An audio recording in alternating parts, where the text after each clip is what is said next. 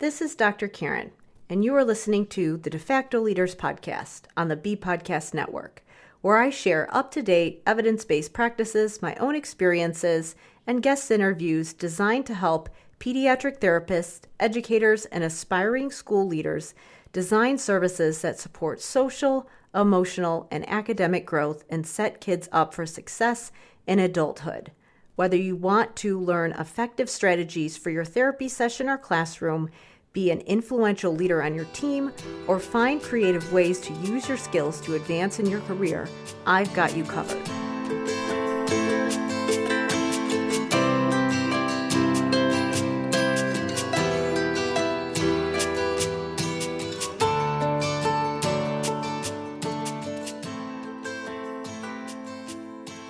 Hey everybody, it's Dr. Karen, and welcome to a special bonus episode of the De Facto Leaders Podcast on the B Podcast Network. Recess is often thought of as an extra activity in the school day, and sometimes it's even taken away from students as punishment. But some schools think about recess as an integral part of the school day where students get an opportunity to connect, practice important social and problem-solving skills they'll need for life, and also develop important leadership skills.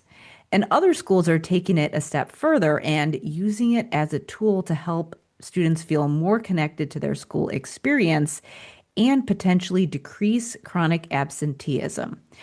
So that's why I was so excited to connect with Elizabeth Cushing from Playworks. Elizabeth Cushing is the CEO of Playworks, a national nonprofit organization dedicated to using the power of play to bring out the best in every child. Elizabeth joined Playworks in 2004 and was named president and COO in 2011 and CEO in 2020. She leads Playworks' executive team and is responsible for the organization's strategy, operations, and fiscal health.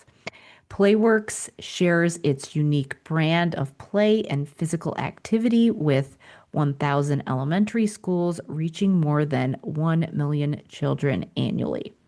For more than 30 years, Elizabeth has served in leadership roles in nonprofit organizations focused on youth development, children's advocacy, and women's issues. Elizabeth shares detailed information about what Playworks does in the interview, but just a brief synopsis is that they are a nonprofit that does training for educational professionals, so schools and after-school centers, that helps them to leverage play to build important social, emotional, and motor skills. In this conversation, we discuss how recess can be a tool to reduce chronic absenteeism by helping kids feel like they belong, simple ways educators can set expectations and rules to create structure and a sense of safety around recess, how to use play as a reset and a preventative measure instead of something that's taken away from kids as punishment, and how training kids as peer coaches can help decrease disruptive behaviors and help kids discover their own leadership potential. Be sure to check the show notes for all the links to the great resources that Elizabeth shares in this interview, as well as the Playworks website, where there's a lot of research and tools about their methods. Before we get going, I wanted to mention the School of Clinical Leadership, my program that helps related service providers create scalable frameworks that can be used to support executive functioning both in direct intervention as well as at the team level. As we discuss in this interview, many times related service providers are asked to do social skills groups to improve students' behaviors and obviously their social skills if they're struggling with problem solving in those unstructured situations. But as you may likely know, there's very poor generalization when all you're doing is providing a social skills group and there's no coaching or any support beyond that therapy setting. So part of what I help you do in the School of Clinical Leadership is develop ways that you can leverage direct intervention to support executive functioning, but also make sure that support is in place when students leave your room. To learn more about the School of Clinical Leadership, you can go to drkarendudekbrannon.com/clinical leadership. Now, please enjoy this conversation with Elizabeth Cushing.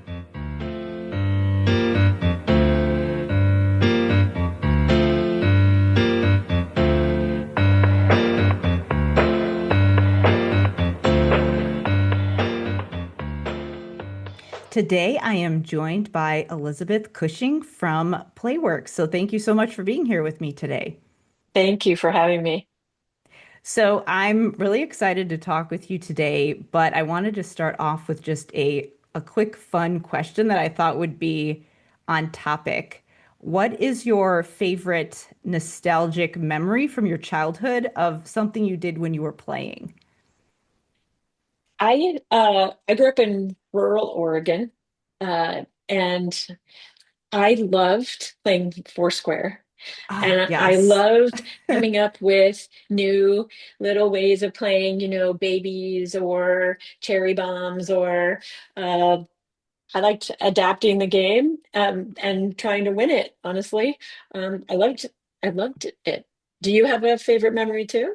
I do, but I do remember Foursquare from elementary school recess because all you needed was the sidewalk square. You didn't even need the official Right. lines, although we did have that. But mine was with my siblings and I. We had this in our living room. It was almost like a little ledge that kind of looked like a stage. So we would do performances. And I was always the director and I would boss my younger siblings around and we had a whole charade and performance we'd put on for our parents. And we'd ask my dad to videotape us. And there's a lot of incriminating video footage of my parents' house of that. But lots of opportunities to use leadership and creative skills through I play. was going to say, probably your leadership today was shaped by that. Yes, absolutely. Or creativity with coming up with different ways to play Foursquare or other types of Right? games. Yes, absolutely. Yes. Yeah, it was, do you remember those big, it was this huge camera that my dad had that you would stick the VHS tape in the side of it. Oh, No, yes. no Yes. convenient little iPhone, but yeah, this huge thing. No. I'm a child in the 70s. My children can't believe that I used to talk on a phone that had a cord attached to it. Hmm. Yes. I do remember taking the phone in the closet because you didn't have the cordless. The cordless phone was a big deal because you didn't have Oh, to be attached to the wall. absolutely. Absolutely. But the games I was playing, the games you were playing with your siblings, those still exist. Yes. I mean, I'd love to. I mean, I know we're going to get into a lot of that conversation today, but yeah, so many things that you can just come up with not a lot of Hmm. things. You don't need a lot of Hmm. stuff for it. So, Right. Right. Maybe you don't need equipment, to make up a mm-hmm, game. mm-hmm, absolutely. So I would love to hear about you, your background, the work that you're doing now, and obviously end up talking about Playworks. Sure, no, happy to. I have been working in the nonprofit sector for 35 years. And I was really drawn to it, I think, because of the way I was raised in my family. My parents did service in the community. My mom was a volunteer. My dad was on the school board, which is sort of part of how I grew up. And I was really seeking an opportunity to do good, make a living by doing good. That's how I got into this in the first place. I've actually been at Playworks for 21 years. I did not think I was going to be here that long. Mm-hmm. I came because I was a mom. I mean, I'm still a mom, but I was a mom of three. Mm-hmm. And the mission of supporting kids getting to play really resonated with me. And so I came when we were just an Oakland focused organization here in the San Francisco Bay Area, and have been along for a ride that has included growing nationally to be serving kids everywhere, and having really figured out the core contribution that we make to kids' health and well-being. And Mm-hmm. it's pretty fun to be Yeah. dedicated to making it possible for more kids to get to play every day. Yeah. Wonderful. So I would love to hear about what Playworks does. And I know there's a lot of different services that you offer. So yeah, let's start there. Let's look at it. So we focus on partnership with schools, also with community-based organizations like Boys and Girls Clubs and YMCA's. And we have developed a set of play practices that make it possible for every kid to get in the game. So when we work with a school, we work at recess and we work with classroom teachers in the kindergarten through sixth grade space mostly, where we're creating the conditions for every kid to get in the game, for the play that happens either in the class or at recess to feel like it's inclusive and they belong, and that everybody understands the rules to games. So there's some very basic things that if you put them in place and establish them as norms, the kids Mm-hmm. will take up those norms and they will participate in them. So things like when you and I are playing Foursquare and I get out, instead of being called a name or laughed at, you give me a high five. You say, "Good job, nice try." So I'm out still, Mm-hmm. but the way that felt is like, that's okay. It's a game. So I'm Mm-hmm. out, but I'm not being ostracized. Another practice is that we use rock, paper, scissors to resolve conflicts. If we're arguing about whether the ball is in or out, instead of having that argument break down the whole game and nobody gets to play anymore, we use rock, paper, scissors, resolve the disagreement in a playful, arbitrary way, and the game keeps going. So those are just two examples of how, when we partner with schools, we're trying to put in place these norms and practices that we've been using for 30 years at Playworks that have been evaluated that we know work. Yeah, I love that. And I know that there's a lot of kids that I'm thinking of that I used to work with that struggled with those rules when they're not Mm. clear and they're not in place, or when they may be inferred and other kids can kind of negotiate and figure them out, or maybe just intuitively know them. I can recall this one student, and it was actually kickball.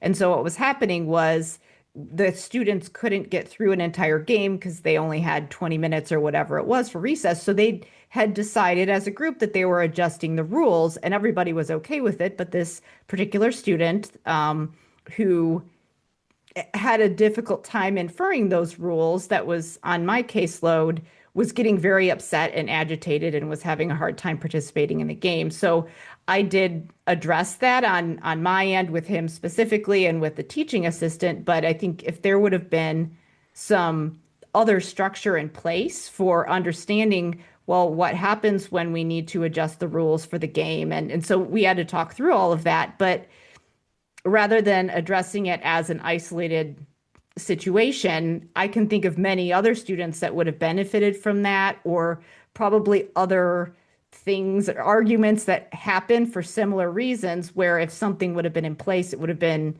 so much easier for him to navigate and so much easier for him to talk through and read the situation. Yes, and it's actually calmer and more fun for everyone Yeah. when everyone understands. So Playworks has a playbook with hundreds of games in it that lay down the rules, how to play, also how to modify the game. Hmm. And when we are working with a school, either with our own staff on the playground or we're training the staff of a school, we talk about the value of saying, we're playing school rules. Today's Foursquare game is school rules. When you're outside of school, you can play however you want. That's Hmm. not bad. It's just that we're going to play school rules so everybody knows how to play. And kids will often accept rules, even those that they don't love, in order to have the game happen at all, in order to Yeah. be included in the game. And really, what they want is to keep playing. So, rules like you use rock, paper, scissors when you have a disagreement, keep the game moving, keep the play happening. And that's what they care about most. The other thing that we really emphasize is the value of adults jumping in the game too. Yeah. Uh, so obviously, it helps if the adult knows the school rules and is helping maintain those rules. But the other benefits of having adults jump in the game, one, it models that the kids matter and play matters. And that's a really good thing to remind the kids of. Play is the one experience during the school day where the kids know that they have mastery as much as the adults. Mm-hmm. They are Yeah. not being, the kids are not the receivers of Sometimes more, information. probably. Sometimes, yes, sometimes more. Yeah. And so that's a really like leveling experience for kids that feels pretty good. And Hmm. then when adults can model that you get out and it's not the end of the world, or you miss that kickball and that's okay too. It's not the Hmm. worst thing ever. That modeling is exactly the kind of modeling we want our kids to see to help develop their social skills and their Hmm. emotional regulation. And it happens seamlessly through play. The kids don't know they're learning anything, but the modeling that the adults are showing really can have a huge impact. Yeah. Yeah, absolutely. And again, I can definitely think of many situations where the kids would be better at the game than I would be, for sure. Yes. So, Yes, I was actually on a playground last week and I jumped into a dodgeball game and I'm terrible at dodgeball. And if you're playing dodgeball, I'll say in air quotes, the correct way, you use a small softball that doesn't exactly fly straight. yeah. So I couldn't hit anyone. And I would get out kind of dramatically for the fun of it, like, oh man, I'm out. And then the kids would rush up and give me a high five. That just shows that they're better at it than I am, that we're still in good relationship with each other, and that nobody has to have hard feelings. Hmm. Yeah. Yeah, absolutely. And I mean, I think just kids aren't getting out to play as often as Mm, previous generations. I think mhm. before, like, I remember just being outside all the time in the summer. And my parents wouldn't let us have video games, which at the time I was really annoyed by, but I'm kind of happy about at this point. Yes.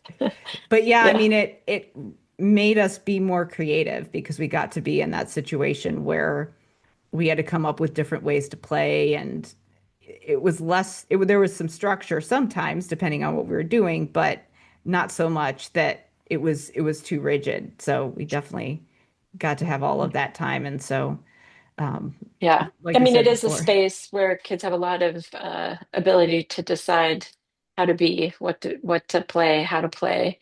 I think one of the really hard parts about the pandemic is how obvious it was afterwards in schools when schools reopened that there were social skills that had either faded or not developed in the younger kids. And Hmm. I have a memory of walking into a school, in the year after that and hearing a game being played that is typically a kindergarten or first grade game. And I heard it down the hall, walk down the hall, and it was third graders who were playing that game. And when I asked our staff person, our coach, what's up? You're playing this kindergarten game. And he said, yeah, they need to learn some body control and some ability to pay attention to their classmates. They seem to be having a hard time. Hmm. um, Really, the lack of play is what brought it to so many educators and families' attention, because their kids weren't getting that opportunity for Hmm. several months. So you mentioned that you said a kindergarten game and a third grade game. Do you have different games that are aligned sequentially across the grade levels? And what's the Yeah, span yeah, of grades uh, that you would work yeah. with? Your listeners actually can go to playworks.org. We have a game guide. It's free. And you can either search that game guide on our website and you can say, I'd like a game for third through fifth that uses no equipment and works with a group of 4 kids or more. And it'll sort for those games that fit those criteria.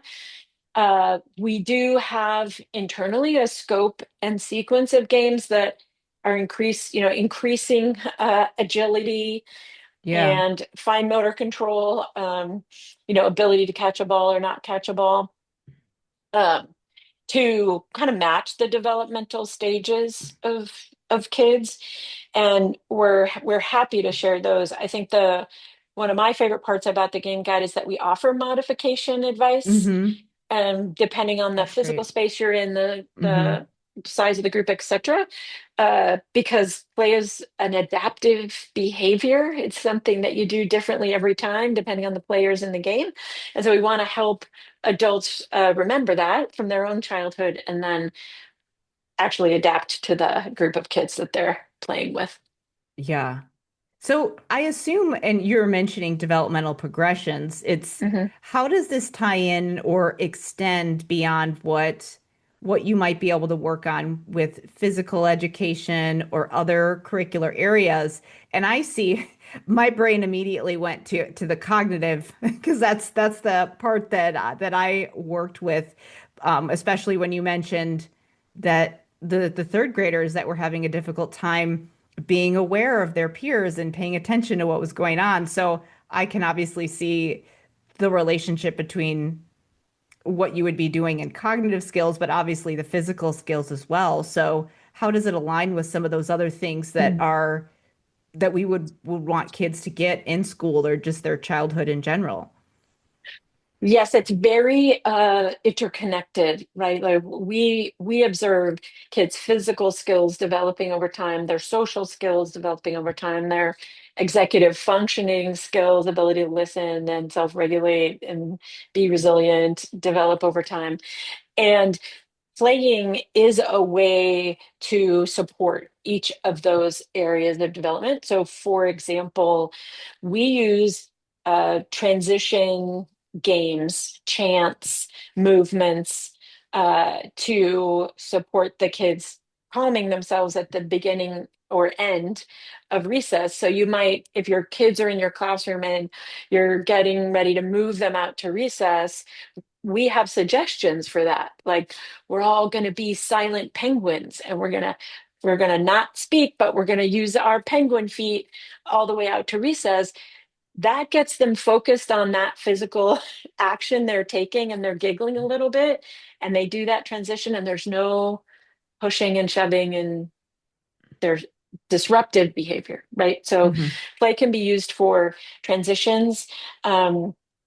It can be used to gradually build skills. So there are games that are like community builder games, passing a ball as you're remembering each other's names. You're learning how to be physical with that ball, but it's also using your body for something so that it's not free to do something else Hmm. distracting. Hmm. So and those games get increasingly, I guess, the physical skills increase, but so does the Yeah. ability to be on a team, right? To work Mm-hmm. together for something that Yeah. might be hard for a kindergartner, but easier for a third grader. Um, and the reason that we try to have like clarity about what are the skills needed, what are you developing here, is to have there be some adult reflection on, oh, I want to build community with my new students.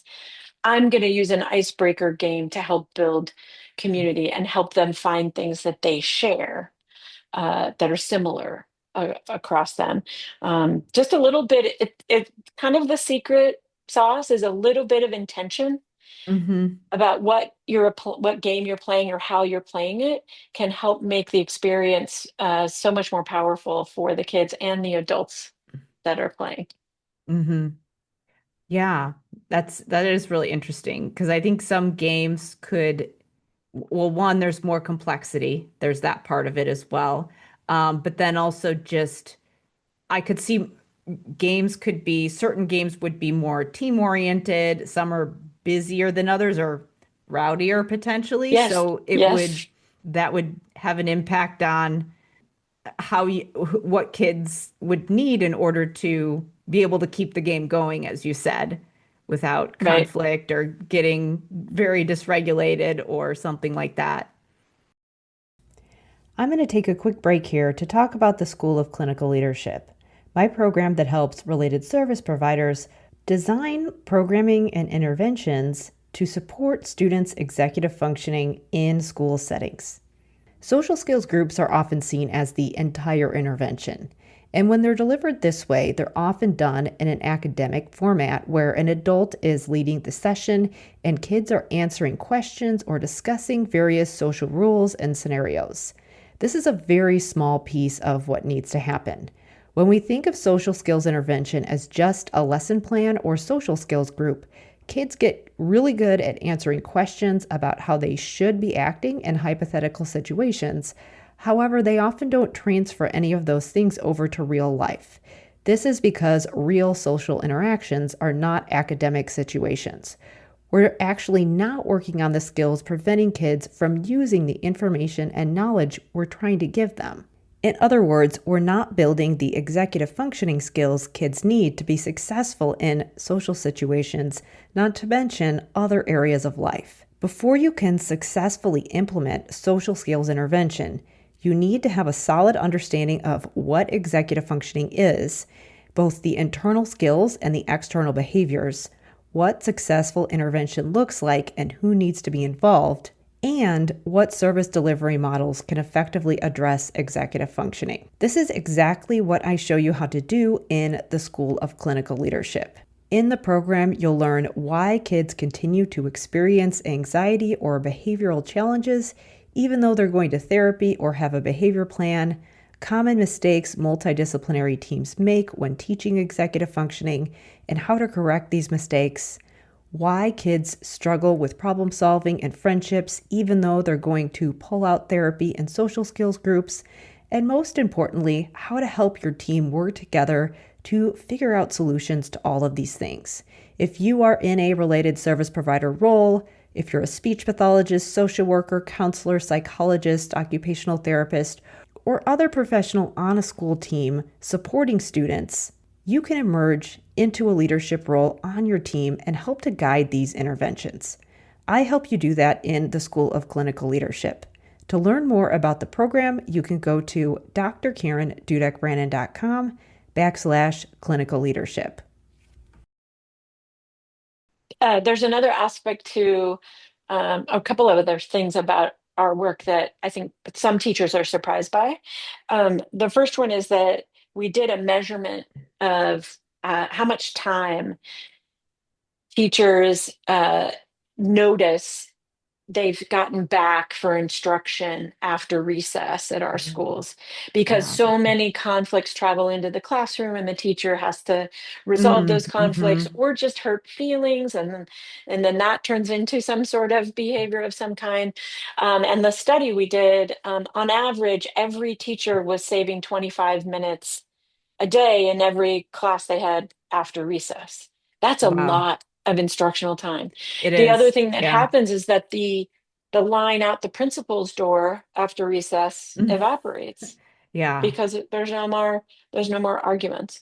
Um, the other thing that play really is useful for is highlighting the leadership qualities that kids have. So Mm-hmm. because kids can start their own games, right? They can adapt the games. And in our schools, we have a practice of inviting the older kids in the school, a group of them, to be junior coaches. And they get training in how to help younger kids resolve conflicts or how to lead games, start games. And the power of peer leadership is incredible. The Mm-hmm. K1, 2, 3s will do anything the fifth grade junior coach is asking them to do, much Yeah. more than they will with an adult. Yeah. And Yeah. often the kids in our leadership program are not the kids that you would necessarily say were using their leadership capacity for good. They were using it to be disruptive. When they're given a way to channel that leadership drive into something positive, it changes their whole relationship to school. So we'll have Mm-hmm. teachers come to us and say, since you put Karen on the junior coach squad, she's turning in her homework. She's happy to be at school. She's giving me high fives. And it's almost as if they didn't realize that was in there deep somewhere. Mm-hmm. And being invited to be a leader, let that student show what they're capable of. Mm-hmm. And I think that's something that's surprising sometimes to folks in education, that that simple of a opportunity can turn things around in a very big way. Well, it's giving kids a way to feel useful and Yeah. realize their potential rather than lecturing about something which, Yes. doesn't get the best response. So just allowing it to happen and giving them specific responsibilities. So as you said, there's the peer coaching, but there's coaching for the adults, but then Mhm. part of that is then passing that off and helping the kids do the coaching as well. Yes, yes. And one of the things we've seen is when we train a school staff how to use Playworks, and we'll provide coaching after the training to support them and give them resources, the free game guide, but also we have a digital service that provides access to videos and all sorts of things. When we are no longer there with the school and the adults are working hard to keep the practices going, it Hmm. is often the junior coaches who facilitate that continuity best because it's working well from their perspective and they're getting positive reinforcement from the younger kids. And so they become the culture keepers of Playworks approaches in a way that I, as an adult, was surprised by the first time that I saw that happening. So there's real power, not just for those kids in the leadership program, but for the whole student population to have leadership at the student level be part of it. Hmm. Well, and I think there's a lot of reasons why training kids to be peer coaches is beneficial for everyone. One, the capacity of teachers. They don't have capacity to always be everywhere, and so there's the need to delegate, but also, as you pointed out, the benefit to the students of having that responsibility. So I could see how that concept could be leveraged in other ways as well, but why not recess the time when peers are already interacting with each other? And want to be, right? Yes. I think another thing that sometimes I forget to say, and it's an important part of our approach, is that we don't designate what game a particular child is playing at recess or tell them which part of the playground they can be on. We Yeah. just make sure there are lots of different games available, set up, and the kids get to choose. And given how little choice they have in many parts of their day, Yeah. that's also a powerful aspect of it. It's an invitation as opposed to a command, and that serves us well if we want them to play. Yeah, I could definitely see that. I'm curious how it could work because I know that I have some things that I would recommend for example, what a lot of related service providers, so speech pathologists, social workers, psychologists, a lot of times what they're asked to do if a child is having a difficult time at recess or with social skills or problem solving, executive functioning, a lot of times they'll be asked to do a social skills group with kids, which Mm, it's not that you can't do something useful in a situation with a group of kids. But if you only do that, it's not going to transfer over to anything functional. And so what I often recommend is that you use that situation as a tool to front load and prepare for something else that they're going to do if the intention is that you're doing a, big air quotes social skills group. That's not the beginning and the end of the intervention. It would be this is a prep for something else. And I could mm, see you could use that time for teaching the rules, going over those school rules or doing some training for your coaches. So, and I'm talking about that within this context of students who are getting services, but how does it work when you're doing this more school wide? for Uh-huh. all of the students? How do you train the kids, train everybody to understand what the setup is and know what the rules are? It is really a teaching by doing. We do have staff or can train school staff to run a recess for 100 plus kids at once. And there's a little prep in the transition to recess, right? Which typically is a teacher brings out their class, the class lines up, and before we go anywhere, we do a little bit of play. We do a little bit of call and response, a little bit of be a banana, and Hmm. get everyone's attention in a way that's fun. And then state the expectations, right? Today we have these games all set up. So, first, while we're all here, we're going to let the kids who want to go play three-line basketball go. And instead of having everybody run at once, we just release kids very quickly to the game areas. And then our coach or the school staff is walking around to different games, jumping in the game for a minute, reminding kids of the rules to the games or the norms around rock, paper, scissors, for example. And kids will get these norms very quickly. The adults are a little slower. So we often That's do, funny.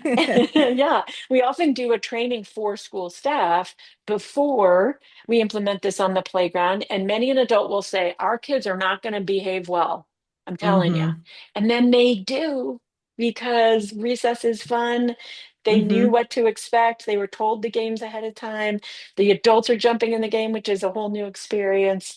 So we do this by doing, I guess. Hmm. The other thing I'll say is that there's real power in playing games in a classroom as part of morning meeting or as get to Hmm. know you. We have a game called Superstar, and one person says something like, I like chocolate milk.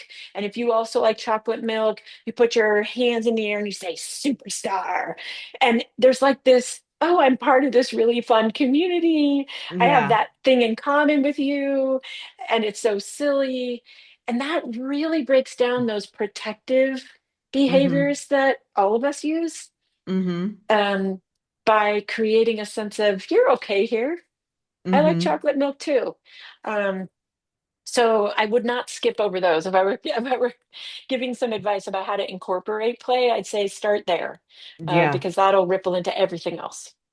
Well, the expectations, I'm just thinking about when I was in elementary school and I didn't like the unstructured situations where it was just go figure it out, which it's not that there isn't value in having to navigate that situation, but I think there's situations where it's just nice to have a little help.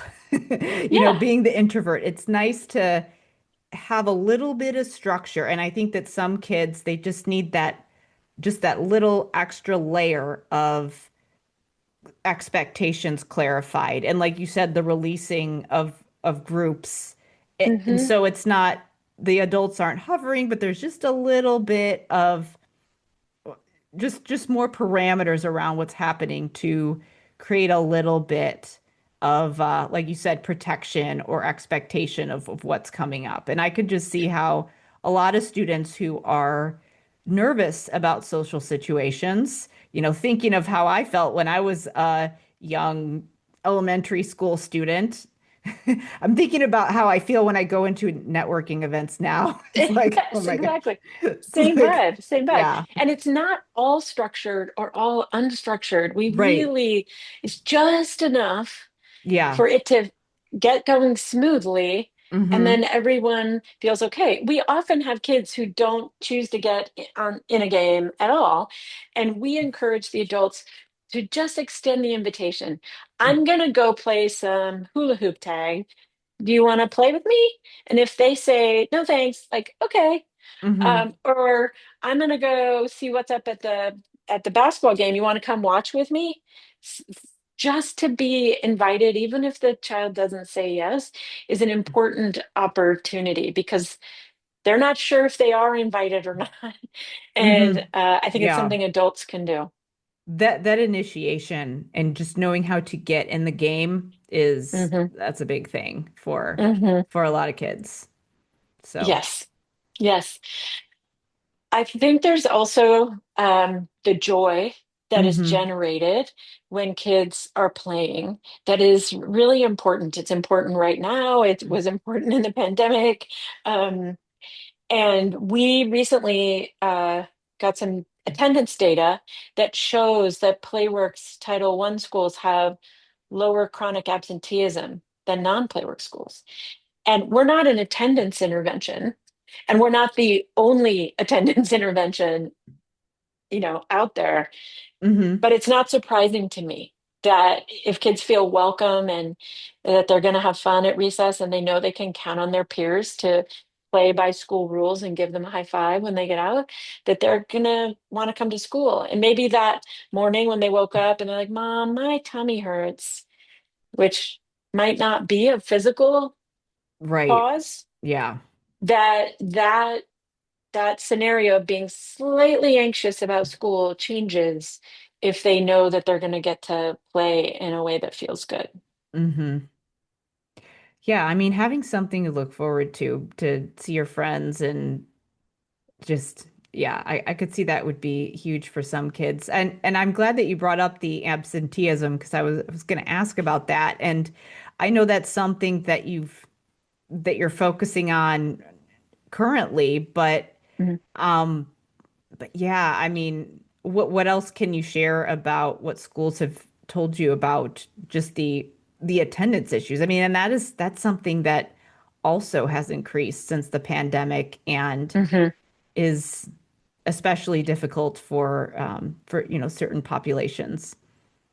Yeah, I was talking to a school principal the other day, and she was explaining that in her school, which has something like 30 languages spoken, they make a lot of effort at creating a student experience that is welcoming, where kids want to be. So the principal stands out front and greets everyone as they come in, for example, or when a student has been missing, they for a few days, you're right, they call and they check in and they try to figure out what might be the cause of that absence. And for her, Playworks is a good partner for reaching all of the kids in a space that might create negative experience and Hmm. doesn't have to, and that it Yeah. feels very aligned with their focus on getting kids in the classroom. Um, so we're happy to contribute to that.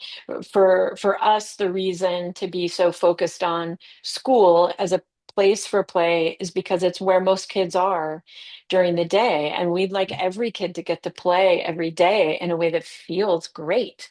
Hmm. So school is a natural place for us to be. And we're just grateful that we can also contribute to what a school community is trying to change or improve, by being playful. Hmm. And you also partner with other organizations as well, like We do. after Mhm. school centers and things Yes. like that. Yeah, you won't be surprised that the very same concepts around play and Hmm.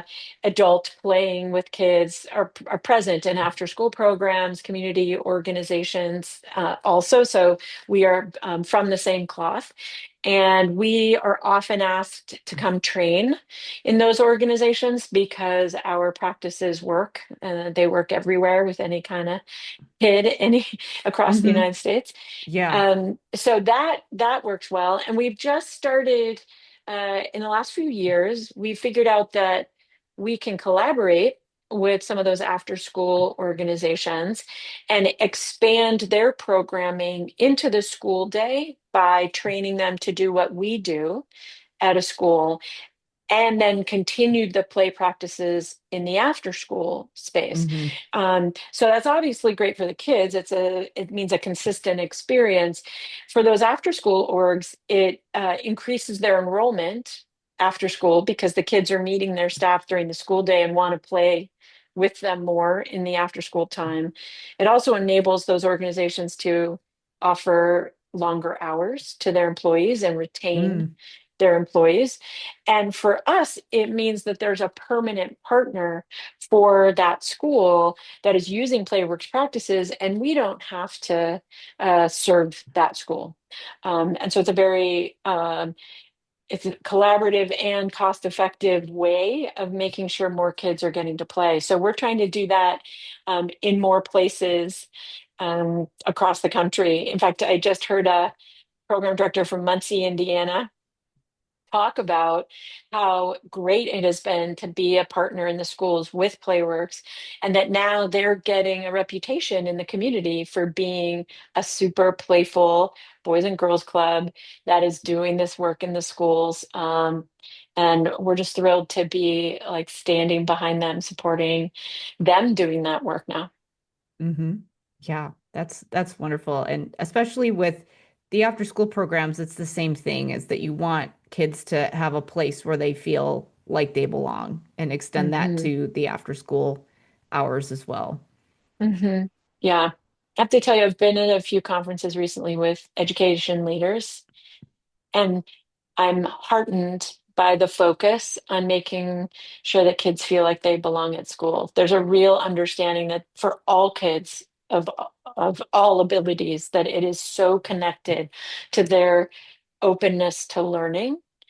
And it makes me feel like we're on a good track if that's the direction we're all heading together, so that every kid feels like they belong at school Hmm. and wants to be there. Yeah. Well, that's good. That's good to hear. I'm glad. I'm glad that you're seeing that. It's, it's kind of interesting.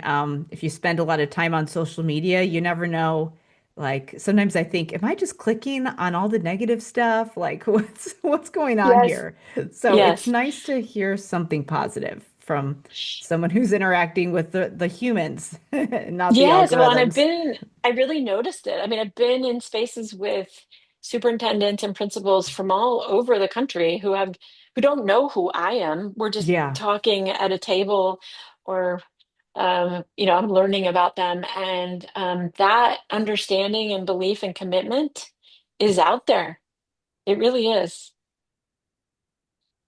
that's good. That's good to hear. Yeah, So I think where I so. know you mentioned that we mentioned a resource, the game resource, but what other Yes. things, where else can people go to learn more about Playworks, or what are some other good resources that are on the website? I know there's a ton of research on the website about the Yes. effectiveness, Hmm. the impact of play, and then also some of the things specifically that Playworks offers, but what other tools are available on the website for people?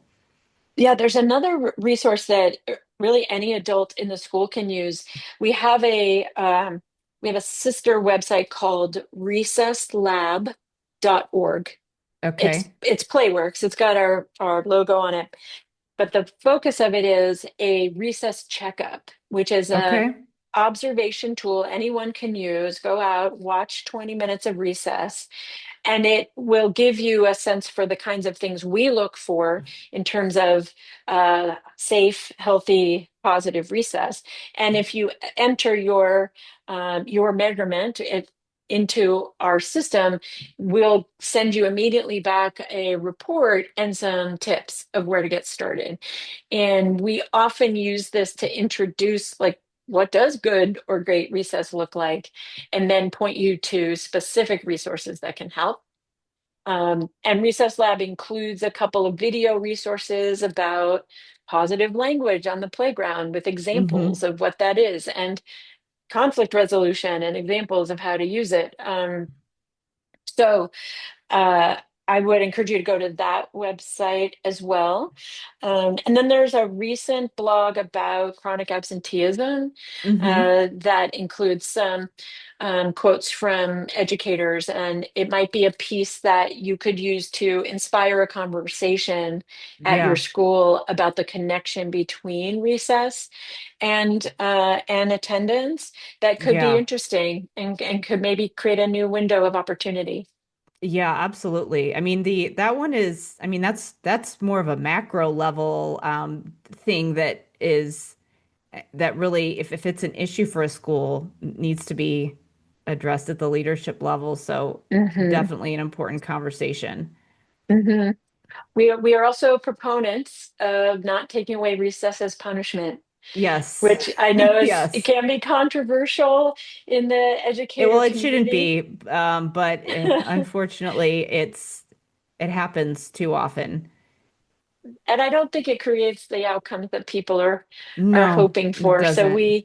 we encourage to not do that, and instead let's make recess fun and for everyone, and make it a reset in between, one moment of struggle, reset, and then back to class. Really, we have teachers who take the games that we're teaching out on the playground, and if their class is having a hard time, they'll say, let's pause. Let's play a game of Band-Aid tag, and then we'll come back. And that reset works really well with kids when they know the game and it's being offered as something to help everyone settle a little bit.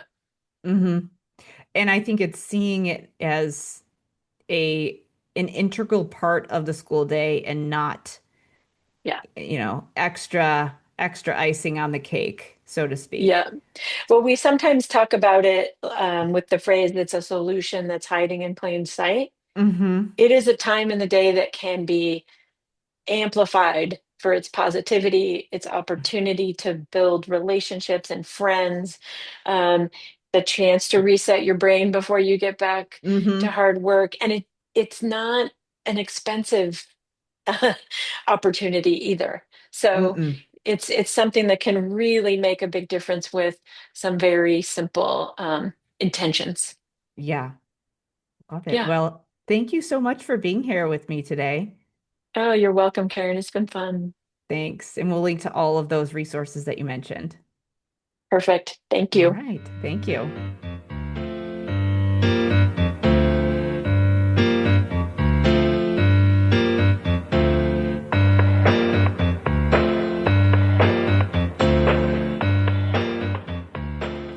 Thank you so much for listening. Be sure to check the show notes for all the resources that were mentioned in this episode.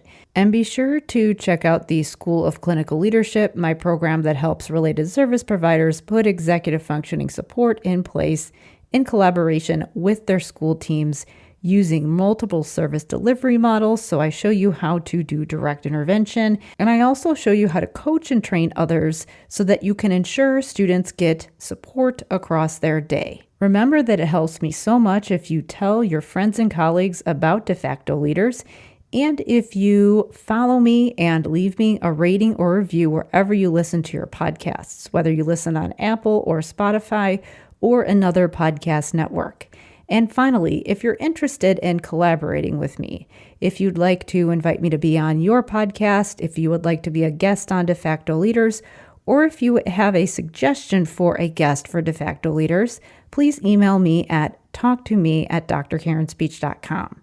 As always, thank you so much for listening, and I will see you next time.